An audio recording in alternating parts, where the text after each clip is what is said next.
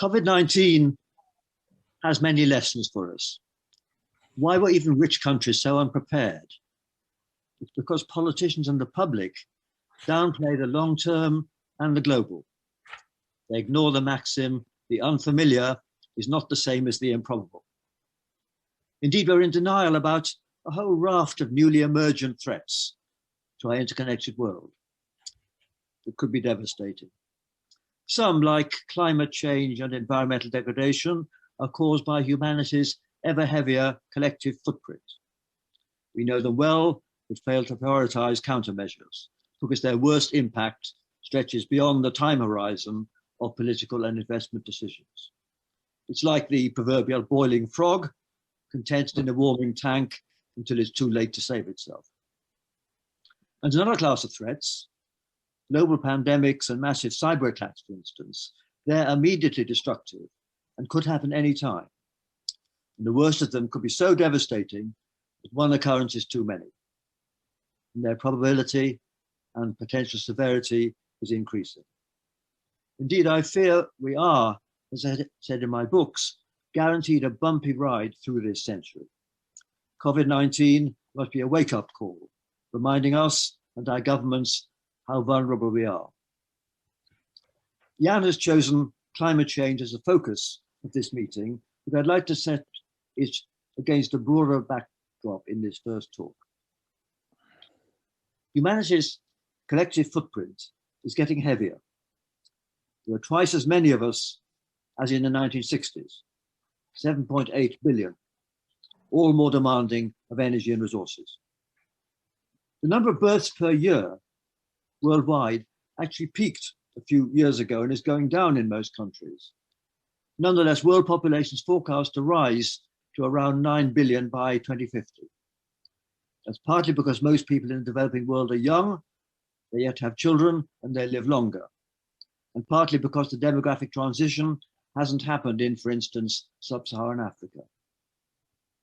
But despite doom-laden forecasts by the Club of Rome and Paul Ehrlich 50 years ago, food production has kept pace with rising population.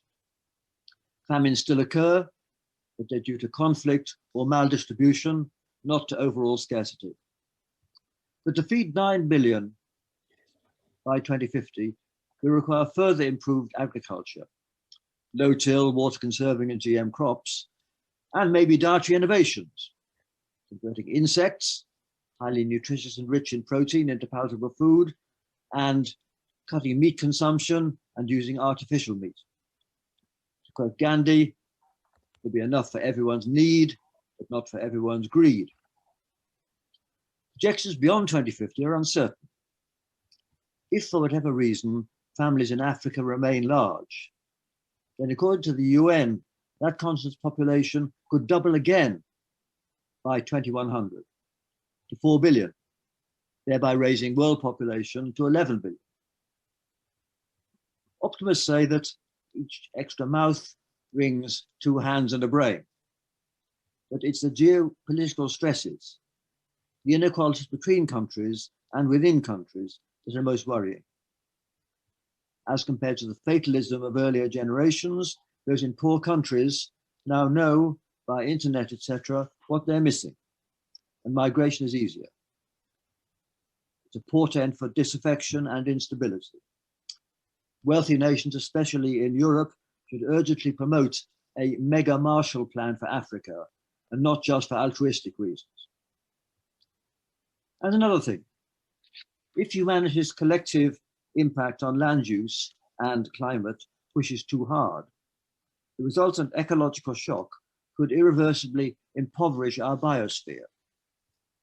We'd be destroying the book of life before we've read it. And biodiversity is crucial to human well-being. But preserving the richness of our biosphere has value in its own right, over and above what it means to us humans.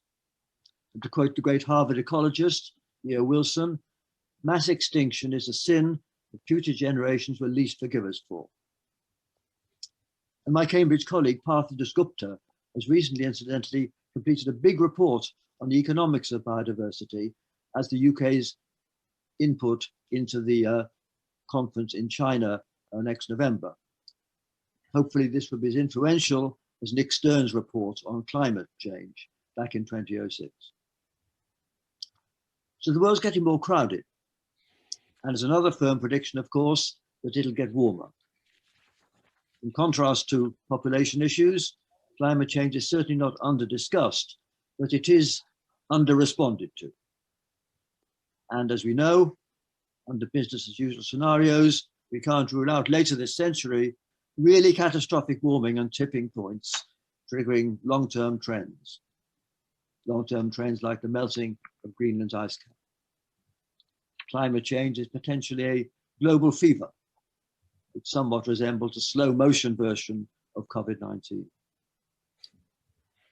For instance, both crises aggravate the level of inequality both within and between nations. Those in the megacities of the developing world can't isolate. Medical care is minimum, they're subject to pandemics, but also they'll be victims of climate change. Poorest people in the poorest countries will suffer most from global warming and its effects on food production and water supplies. But to insert a bit of good cheer, there is a win-win roadmap to a low-carbon future.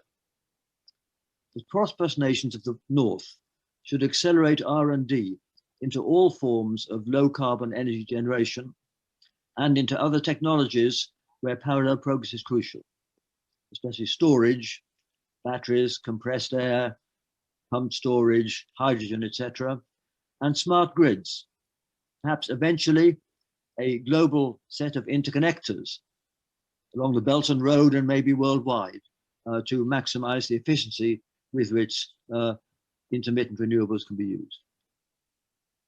The faster all these clean energies technologies advance, the sooner will their prices fall so they become affordable to, for instance, India, where more generating capacity will be needed, where the health of the poor is now jeopardized by smoky stoves burning wood or dung, and where there will otherwise be pressure to build coal-fired power stations. And this, in my view, affects the priorities in countries like the UK with high-tech expertise. Here are some numbers. If India, by 2050, has an economy like China today, it will produce 10 times the UK's present total emissions. Cutting our emissions by the last 20% towards net zero is really hard, but we could more easily enable India to cut its emissions by an extra 1 part in 50, 2%, and thereby we'd be doing more to cut global emissions. So we should help countries like India and Sub-Saharan Africa to leapfrog directly to clean energy using modern technology. A word now about new technology generally. We should be evangelists for it, not Luddites. Without it, the world can't provide sustainable energy, nourishing food and good health for an expanding and more demanding population.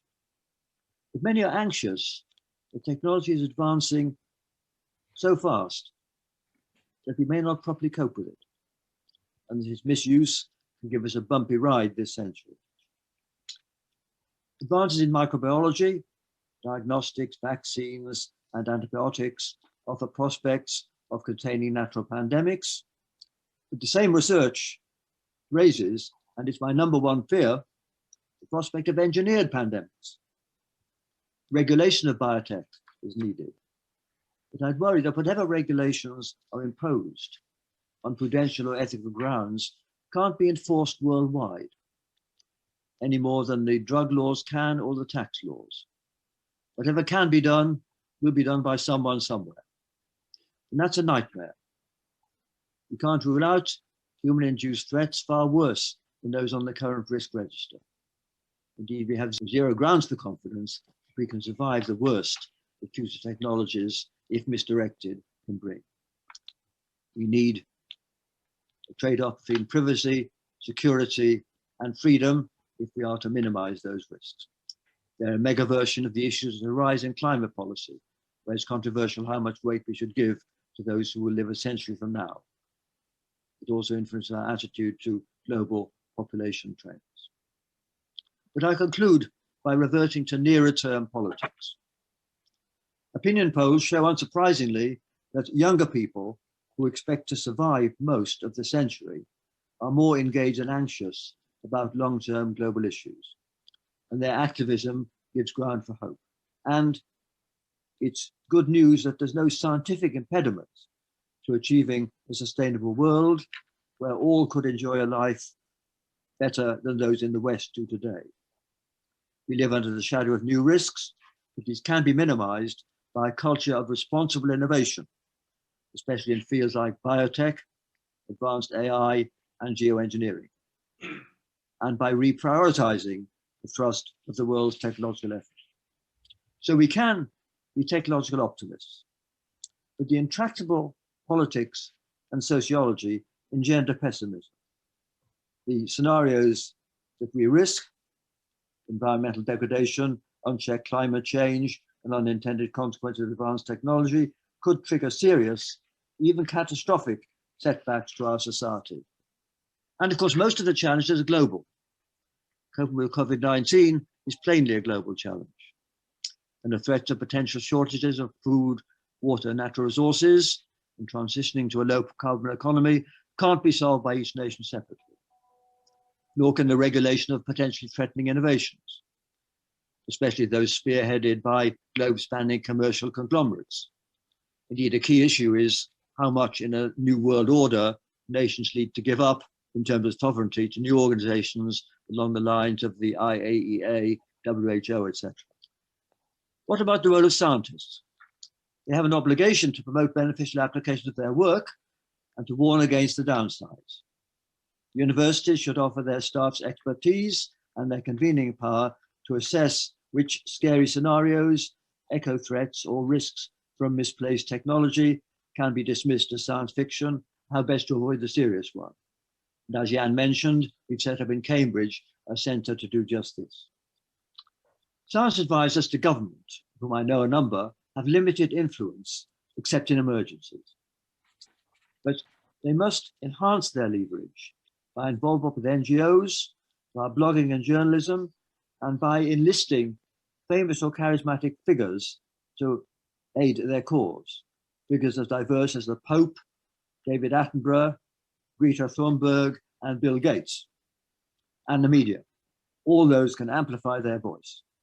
And that's important because politicians will make wise long-term decisions, but only if they feel they won't lose votes by doing this.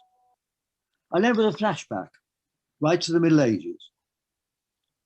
For medieval people, their entire cosmology, from creation to apocalypse, was only a few thousand years. They were bewildered and helpless in the face of floods and pestilences, and prone to irrational dread. Large parts of the earth were terra incognita. But they built cathedrals, constructed with primitive technology by masons who knew they wouldn't live to see them finished. Vast and glorious buildings that still inspire us centuries later. Our horizons in space and time are now vastly extended, as are our resources and knowledge. But we don't plan centuries ahead. At first sight, this seems a paradox, but there is a reason. The reason is that medieval lives played out against a backdrop that changed little from one generation to the next. They were confident that they'd have grandchildren who would appreciate the finished cathedral. But for us, unlike for them, the next century will be drastically different from the present. We can't foresee it, so it's harder to plan for it. There's now a huge disjunction between the ever-shortening timescales of social and technical change and the billion-year time spans of biology, geology, and cosmology. So spaceship Earth is hurtling through the void. Its passengers are anxious and fractious. Their life support system is vulnerable to disruptions and to breakdowns. There's too little planning, too little horizon scanning. We need, to a great extent, to think globally. We need to think rationally. We need to think long term. Empowered by 21st century science and technology, but guided by values that science alone can't provide. And that's surely what motivates us all at this meeting. Thank you very much. Thank you, Martin. While you were talking, a number of people had questions and wrote them to me. Let me just, there's 3 questions at this moment, and 2 of them are very much alike. So there's a 3rd one. I can't read that fast, but I hope to do justice to everyone. The question from Nick Gowing: the science and alerts are clear and unambiguous, but how to get public and corporate buy-in among huge numbers who remain largely unconvinced? It is the existential reality and urgency are still not clear when there are other struggles and fears facing us, for example, work, securing an income, surviving COVID, etc., etc. This looks, it's quite similar to the question, or at least covers the same thing as Colleen Vogel sent. She thanks you for the interesting talk and asked, is the focus on sustainability perhaps in need of a refocusing to the paradigm or view that focuses on regeneration and even more transgressive thinking? And I'll have 2 short ones, and then you can choose how to answer them. Okay. There's one by Jan Staman, is how to organize trust in state and government. And a question by Wilhelm Krull: how can we improve the impact of scientific reports as well as the role and function of science advisors? Yes.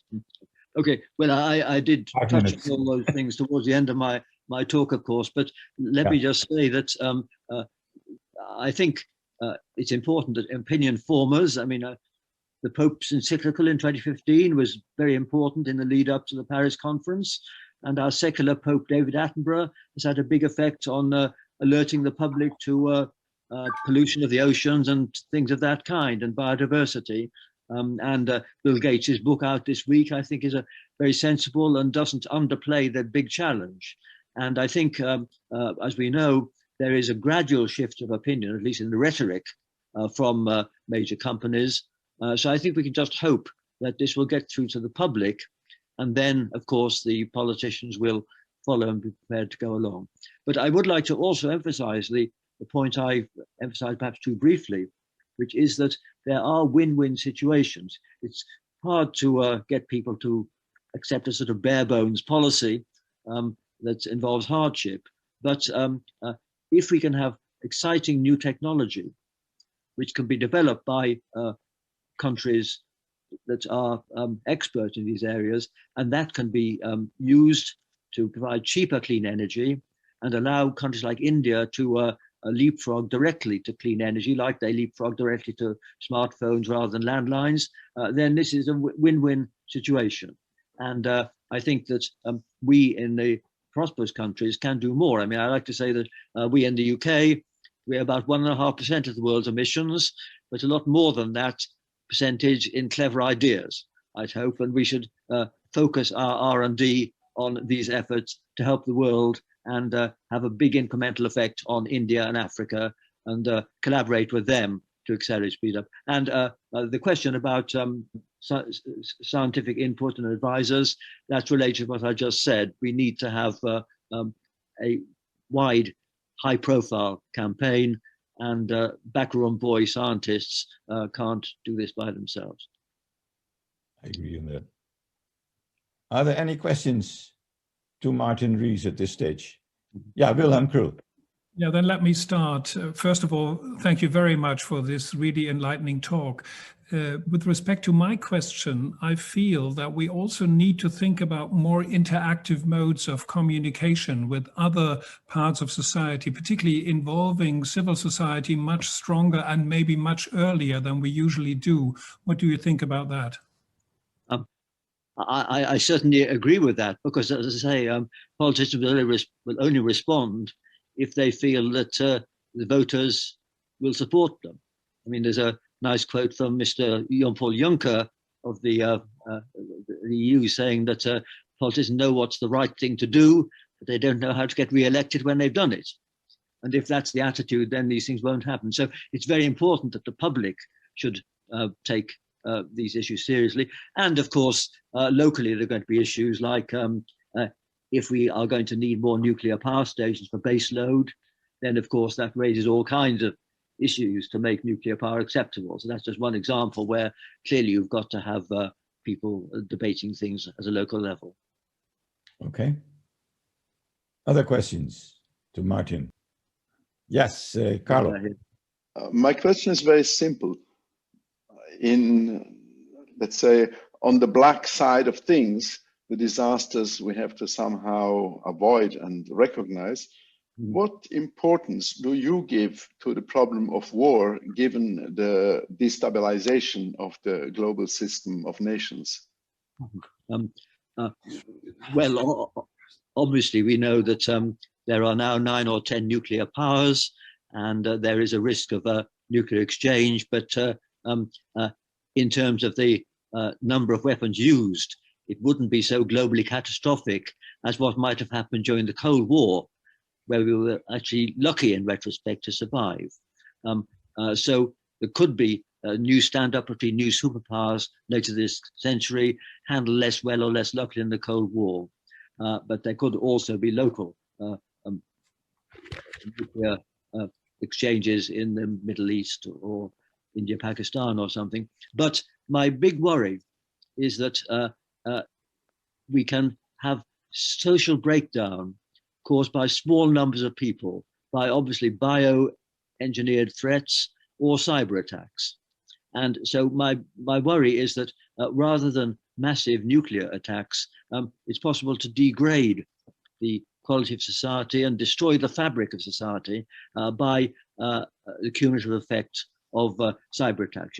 If you cut out the electricity grid in a large region, then that's as bad as a nuclear war. And in fact, I quote in my book from a 2012 US Defense Department report where they say that a cyber attack state level on the electricity grid on the eastern seaboard of the US would merit a nuclear response. I think it's that serious. And this is getting a more serious threat because AI helps the hackers as well as the cybersecurity people. So I do worry about that. And also, just to give another analogy, society is very vulnerable to any disaster. I mean, again, I mentioned in my book that if we had a pandemic, and I was writing before COVID-19, then if there's a 1% fatality rate, that would overwhelm hospitals and lead to a breakdown in social order. In contrast to the Black Death, which killed half the population of some towns and the rest went on fatalistically. And of course, actually what's happened this year has been the death of 0.2 or 0.3% of the inhabitants of the UK, Belgium, and the United States. And we know how much pressure that's put on. So a 1% threat is really, really serious. And so I worry about this accumulative effect of leading to instability and disorder.